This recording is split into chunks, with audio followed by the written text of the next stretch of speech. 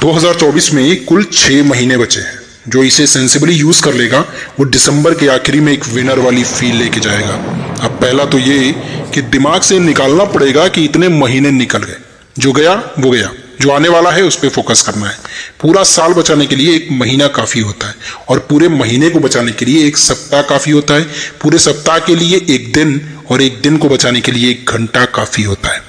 अब आने वाले 6.5 महीनों में कुछ चीजों को आपको अप्लाई करना है, इतनी मेहनत करना है कि दिसंबर आते आते लगना चाहिए कि यार क्या कमबैक किया है मैंने।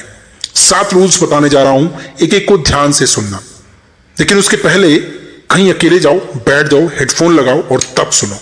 अभी तक जो किया भूल जाओ, अब क्या करना है उस पर ध्यान देना जरूरी है। कामयाबी के दरवाजे अपने आप खुल जाएंगे, टेंशन की जरूरत नहीं है। सिंगल पॉइंट पे फोकस करना है, मतलबी बन जाना है, गायब हो जाना है, पूरा बदल जाना है, पावरफुल बनना है, दोस्ती यारी रिश्तेदारी सब भूल जाना है। कोई कहीं नहीं जाएगा, सब यहीं रहेंगे। एक बार कामयाब हो गए लोग आपसे खुद जुड़ने लग जाएंगे। कहा गया है ना, पब्लिक में रिवॉर्ड लेने के लिए प्राइवेट में मेहनत करनी पड़ती है। तो चलो शुरू करते हैं। रूल नंबर 1, जोश में डिसीजन नहीं लेना है। जोश से कुछ नहीं होता। जोश में लिया डिसीजन और मोटिवेशन दोनों ही लिमिटेड होते हैं। सपने सब देखते हैं, जोश सबके अंदर होता है, आप अकेले नहीं हैं ऐसे। तो करना क्या है, ध्यान से सुनो। आज ही एक डायरी लो, एकांत में बैठो और कम से कम 1 घंटा बैठो। अब आने वाले 6 महीनों में जो जो अचीव करना है उस सब को लिखो सीक्वेंस वाइज। पैसा, घर, गाड़ी, फेम, सब कुछ। अब इसमें 3 चीजें जो आपकी टॉप प्रायोरिटीज हैं उसे शॉर्टलिस्ट कर लो और इसे ही अपना टारगेट बना लो अगले 6 महीनों के लिए। इसे ही अपना फोकस सेंटर बनाओ और इसके लिए रिक्वायर्ड हर स्किल को नोट डाउन कर लो और अपनी उन स्किल्स पर काम करना शुरू कर दो आज ही से। रूल नंबर 2, अपनी एनर्जी पर काम करो, अपनी बॉडी को स्ट्रांग बनाओ। अब आपसे मैं सवाल करता हूं कि आप अपनी बॉडी पर कितना काम करते हो रोज? नहीं करते हो तो आज से करना शुरू करो। योगा करो, एक्सरसाइज करो, इससे शरीर में हार्मोन्स रिलीज होते हैं। 2 बहुत इंपॉर्टेंट हार्मोन है, डोपामाइन एंड सेरोटोनिन। डोपामाइन जो है एक न्यूरोट्रांसमीटर होता है और इसकी कमी से दिमाग से जुड़ी समस्याएं पैदा होती हैं और एक्सरसाइज करने से यह हार्मोन बढ़ता है बॉडी में। सेरोटोनिन हार्मोन को तो हैप्पी हार्मोन कहते हैं। आपको खुश व एक्टिव रखने में इस हार्मोन का बहुत बड़ा रोल होता है। ज्यादा सेरोटोनिन का मतलब है ज्यादा एनर्जी और इसकी हमें बहुत जरूरत पड़ने वाली आने 6 महीनों में। आपका कॉन्फिडेंस, आपकी बॉडी लैंग्वेज, बात करने का तरीका, काम करने का तरीका सब बदल जाएगा। लोग एक ही काम पर ज्यादा देर टिक नहीं पाते। क्यों? स्टेमिना नहीं है दिमाग का। डोपामाइन, सेरोटोनिन खत्म हो जाता है, मतलब बॉडी का फ्यूल, ईंधन खत्म हो जाता है। अगर आपको 100 किलोमीटर जाना है और 50 किलोमीटर का केवल फ्यूल है आपके पास, तो कैसे पहुंचोगे? कितना भी दिमाग लगा लो, कितनी भी होशियारी, नॉलेज, समझदारी, आईक्यू, पैशन, बड़ा गोल, कुछ भी लगा लो, फ्यूल का काम तो फ्यूल ही करता है। फोकस और कंसंट्रेशन ना होने की वजह एक कमजोर शरीर भी होता है, इसे जान लो। ढीले लोगों का इस दुनिया में काम नहीं है भैया। गला काट कंपटीशन है, इसमें सरवाइव करना है, कुछ बड़ा करना है तो शरीर को स्ट्रांग बनाना ही पड़ेगा। कहा गया है ना कि स्वस्थ शरीर में ही स्वस्थ मस्तिष्क का निवास होता है। सेरोटोनिन और डोपामाइन में मेजर रोल विटामिन डी का होता है। अब विटामिन डी मिलेगा कहां से भैया? धरती पर भर भर के है ये, वो भी मुफ्त में। सुबह 11 बजे से पहले कुछ टाइम सनलाइट में बिताओ, विटामिन डी की कैसी भी कमी शरीर में होगी पूरी हो जाएगी। आगे बढ़ते हैं।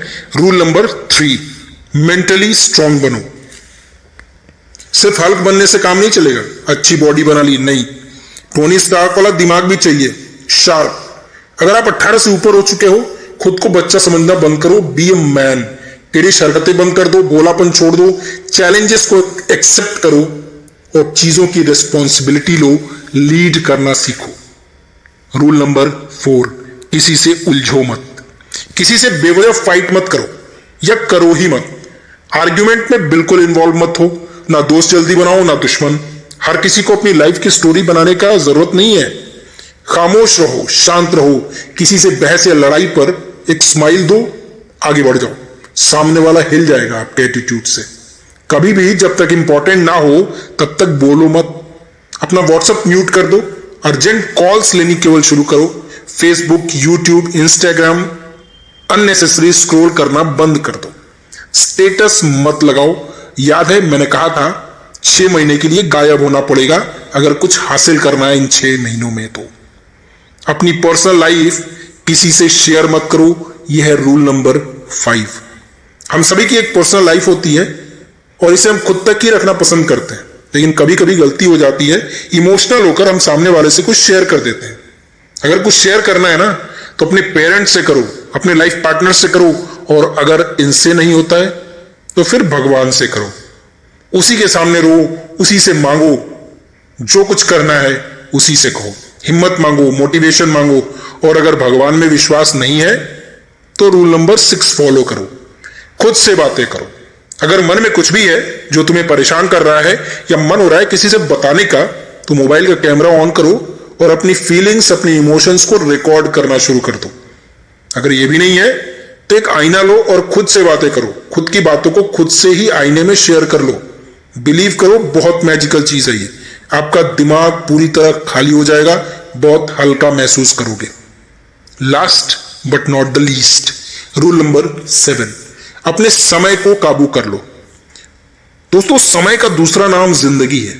इससे पूरे यूनिवर्स का संचालन वक्त से ही हो रहा है। समय चल रहा है तो हम चल रहे हैं, समय चल रहा है इसलिए वीडियो चल रही है। यही वो चीज है जो एक बार अगर चली गई तो दोबारा मिलेगी नहीं। कहा गया है time and tide waits for none.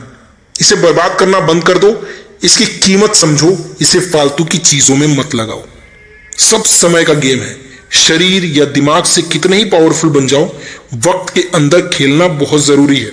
इसलिए कैलेंडर को दिमाग में रखो।